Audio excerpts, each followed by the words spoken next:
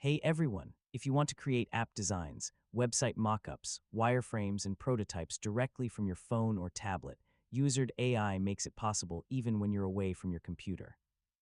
In this video, I'll show you how to use Uizard AI on mobile from start to finish in 2026.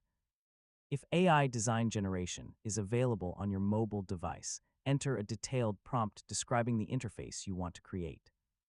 Uizard will use your description to generate an initial design automatically. After the design is generated, tap on elements to edit text, colors, buttons, images, and layouts.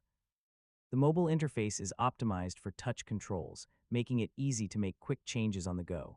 You can also browse templates and customize them instead of starting from scratch. This is often the fastest way to create designs on a smaller screen. Keep in mind that some advanced editing features may be easier to use on a desktop computer, especially for large or highly detailed projects. For the best experience, use a stable internet connection, keep your browser updated, and work in landscape mode when editing complex designs. And that's how to use Uizard AI on mobile in 2026.